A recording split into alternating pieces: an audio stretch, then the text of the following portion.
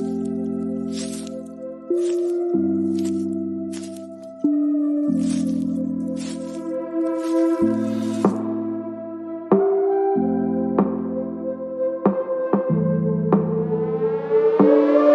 name is Cassy Summers. Welcome to the Curious Universe podcast.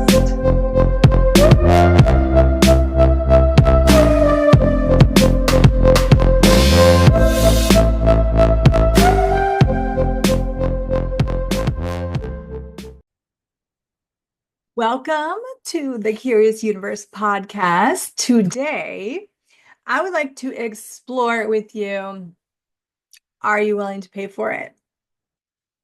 Yes. Are you willing to pay for it? Now, this came up in a conversation that I was having with the wonderful Gary Douglas. He is the founder of Access Consciousness. If you don't know what Access Consciousness is, then you must be new to the show because I talk about it all the time.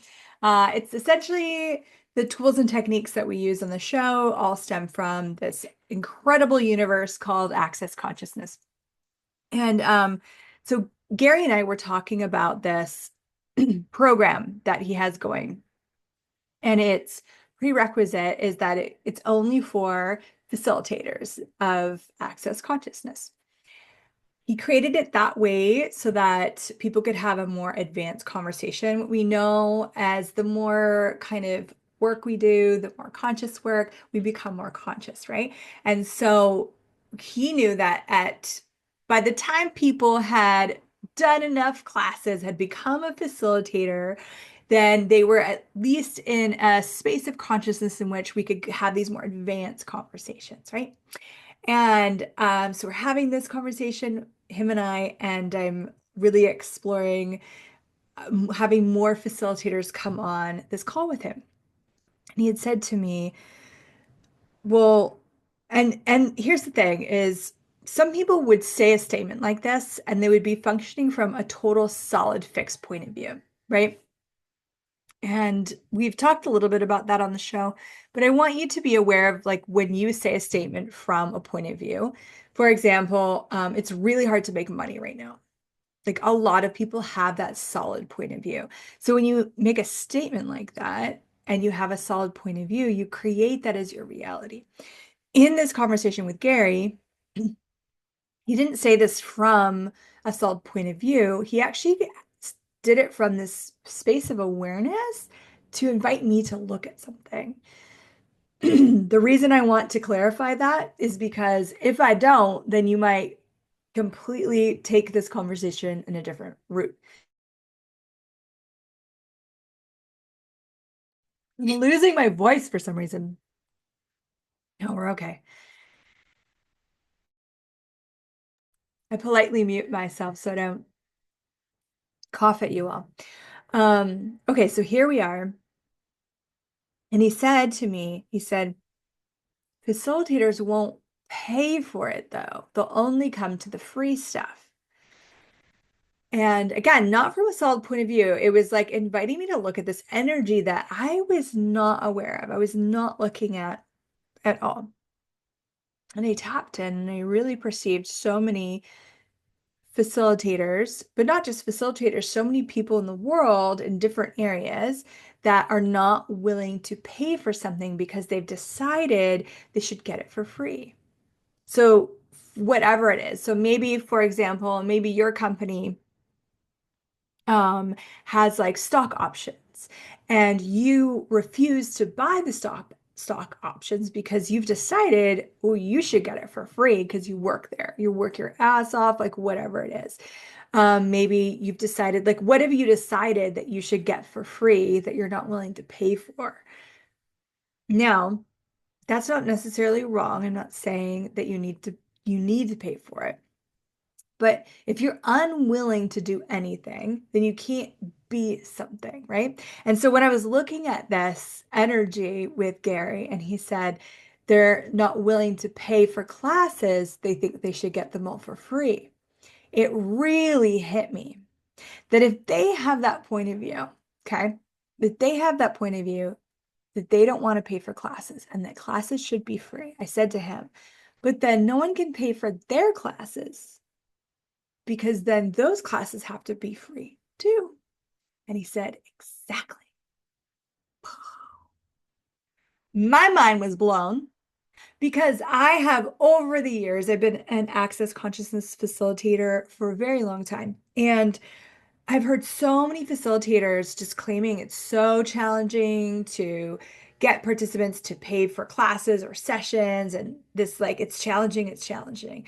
And I bought their story in some points, and I was like, here, let me give you some tools, and how can I help you? And what if it wasn't hard and all this stuff? But the underlying point of view creating that difficulty is that they're not willing to pay for classes because they've decided they should be free. And I'm like, oh my gosh. Well, that's why it's difficult for you, because if you have that point of view, then you create that point of view, you validate that point of view. If you shouldn't have to pay for it, then they shouldn't have to pay you. If you're not willing to pay for classes, then you're also not willing to have people pay for your classes. Ruh-roh. Yeah. So what are you not willing to pay for that if you're willing to pay for it, and willing to does not mean necessarily that you are going to, okay? It's like a willingness is like an open willingness to pay for something, and you can still get it for free.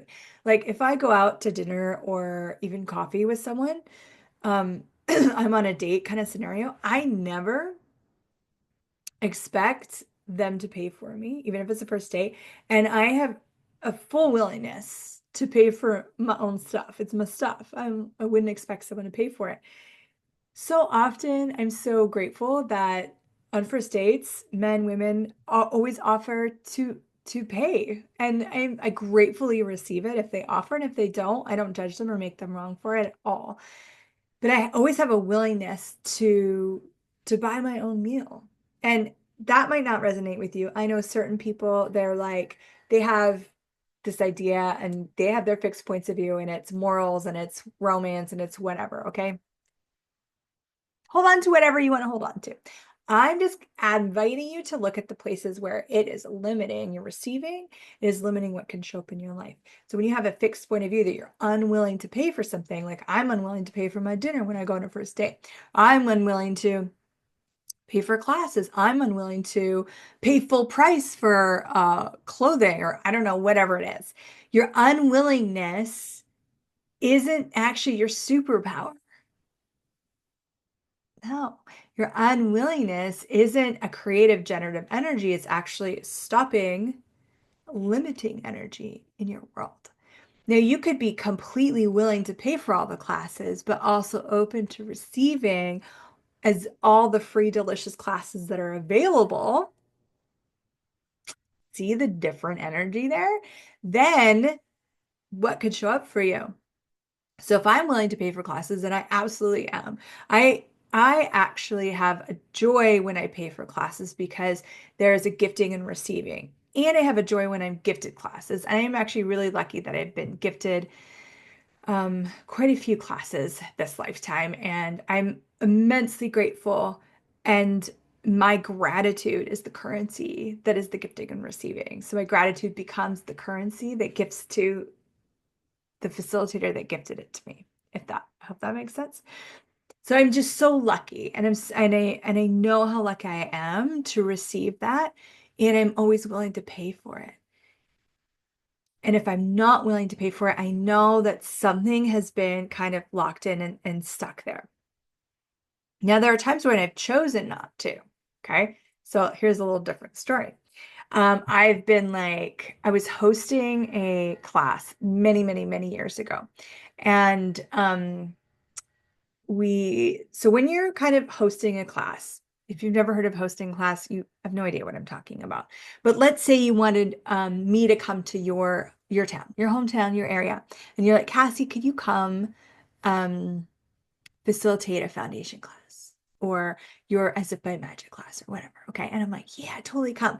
And then your job as a host is to get people to class, like, so you're inviting your friends, you're inviting you're putting up posters, you're inviting, the neighborhood barista, you're doing the connecting on the ground, you're getting the venue together, you're doing all of the pieces to bring the class together.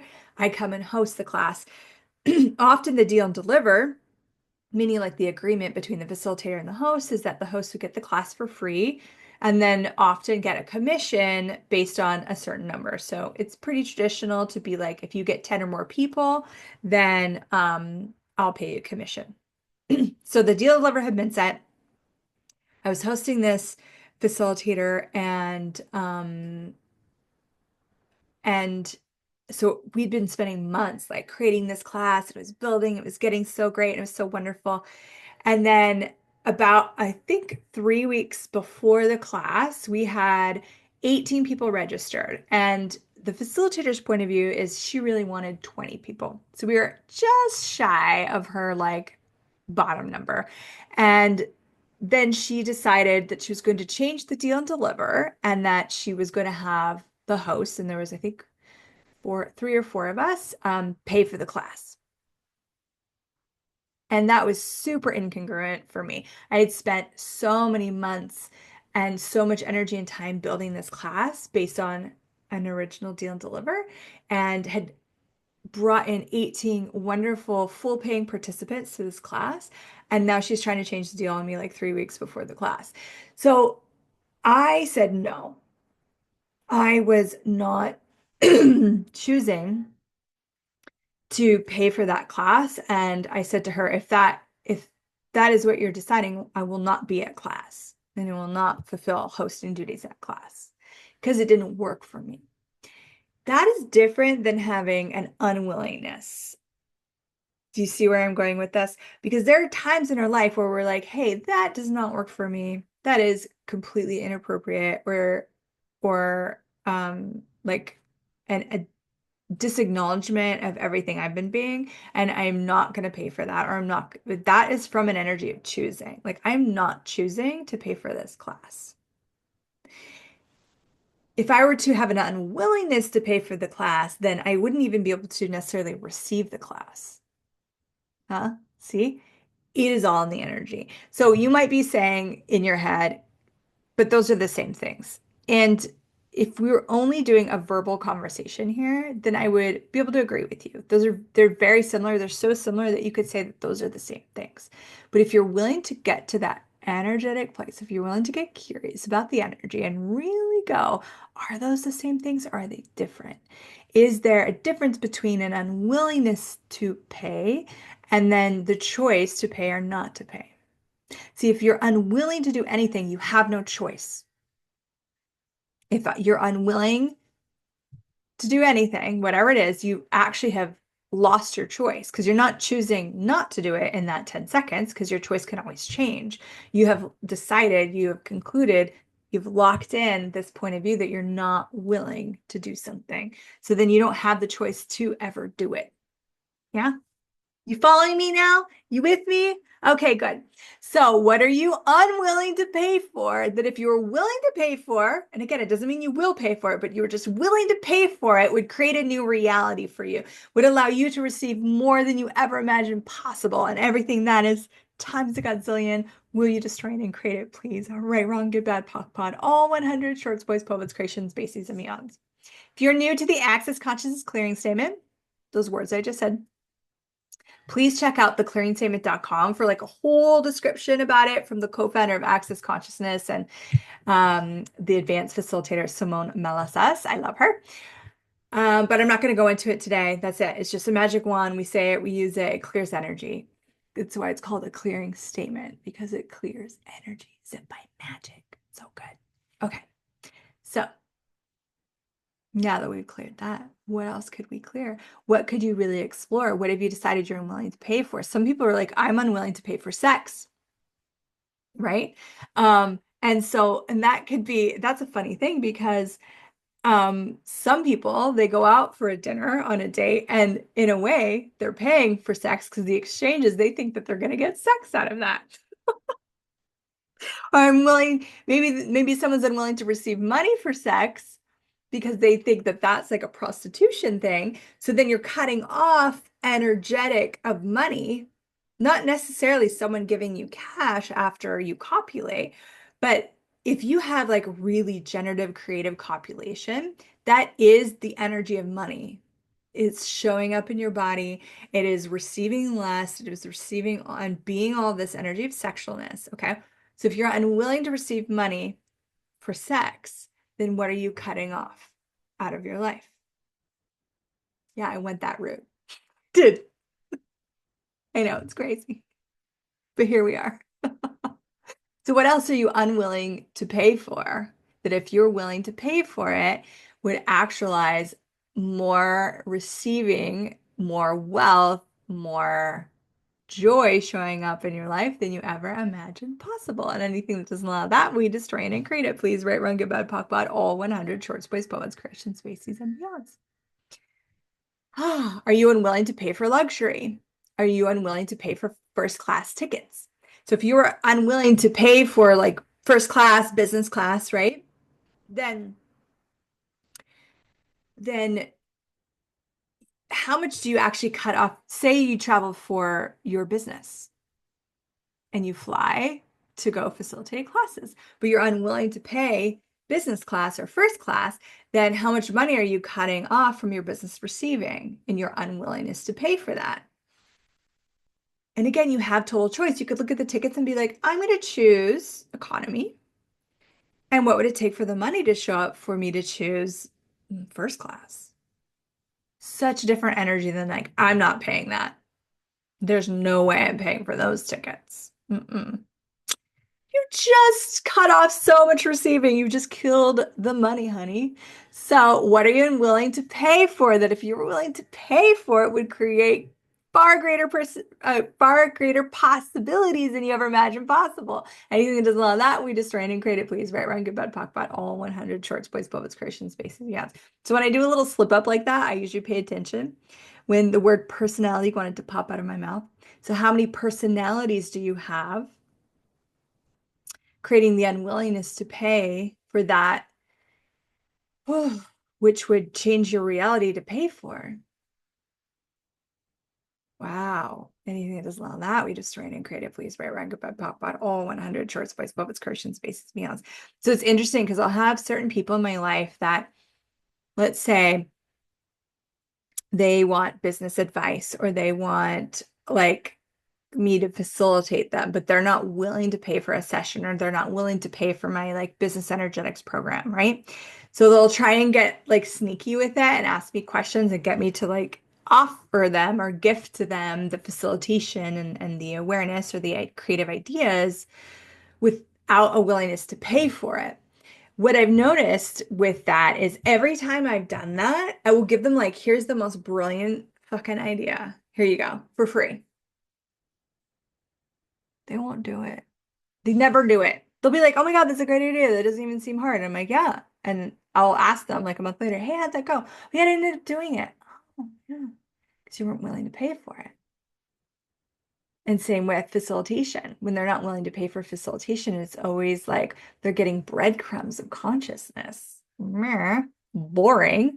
Who wants breadcrumbs when you can have the big explosion? So what are you unwilling to pay for that if you were willing to pay for it would change your reality? Workshops, classes. How many of you do those like, I love those little webinars and they're like, okay, I'm going to teach you this thing and like it's something to do with your business or like a new marketing scheme. I don't know, whatever. And I'll do the free ones and it's rare that I'll pay for one because I only choose the ones that are like really congruent. And I'm like, oh my gosh, this is going to expand something in my world, right? But I always have an energetic willingness to pay and willingness to choose to pay someone to go into their paid program. But some people show up, I'm here at the freebie, I've got my book and my pen, but I'm not willing to pay for a damn thing. And then they are the ones that usually get upset when at the end of the free webinar, the facilitator's like, and if you want more, come into my paid thing. And they're like, how dare you? La, la, la, la, la.